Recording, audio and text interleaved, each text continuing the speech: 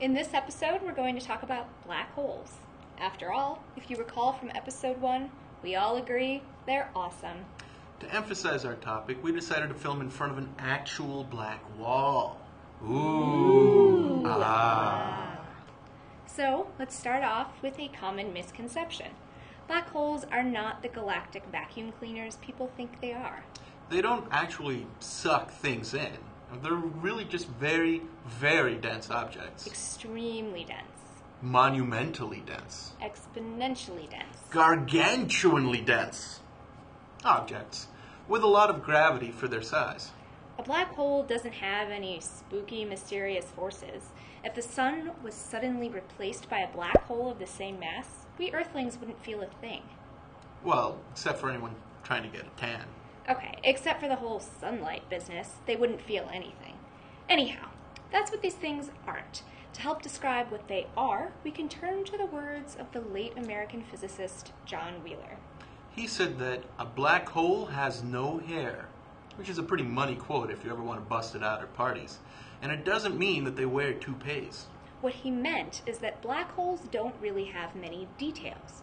All you need to completely describe one is its mass, electric charge, and angular momentum, aka spin. Sounds pretty simple.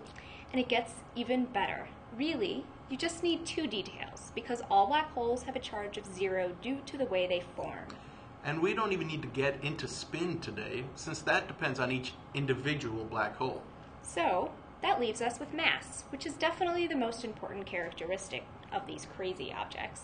Scientists have gotten good at figuring out the masses of some black holes, leading them to establish a few main categories: stellar mass, supermassive, and probably intermediate mass. Stellar mass black holes, the lightest of the categories, are the remnants of the most massive stars. They range from about 3 to 20 times the sun's mass and are about the same size as a major city. They're also the most common type of black hole. In addition to being a great song by Muse, supermassive black holes lie at the centers of all large galaxies. These monsters weigh in at millions to billions of times the sun's mass. And the Milky Way's central black hole is about 4 million. Scientists aren't really sure how these black holes form or what came first, the galaxy or the black hole. It's like the chicken or the egg question. Or the lady and the tiger? Well, either way, intermediate mass black holes likely contain a few thousand times the sun's mass. Astronomers think these may reside in the centers of globular clusters. All 3 of the main categories have some common black hole craziness due to their intense gravities. After all, the reason they're called black holes is because light can't escape their influence. The gravity is just too strong. The border beyond which light falls back into the black hole is called the event horizon. If for some reason you traveled near this line of no return, there would be no way back. Yeah, we don't really recommend it. Plus, if an astronaut fell feet first into a black hole, gravity would pull more on her lower limbs than on her head, so her body would get stretched out. The wonderful word to describe this is spaghettification.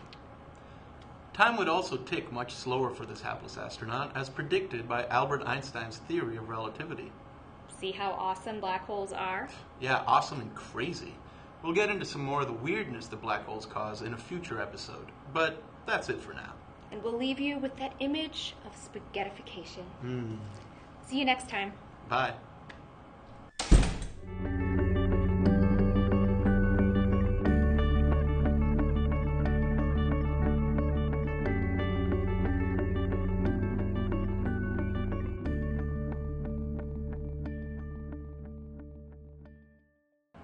Do you guys have enough outtakes? Do you guys have any outtakes? Yeah. Yeah? Betcha, hooey. You betcha. Yeah. All right, could you guys all join us? Ooh, Sure. Awesome. Okay. Thanks.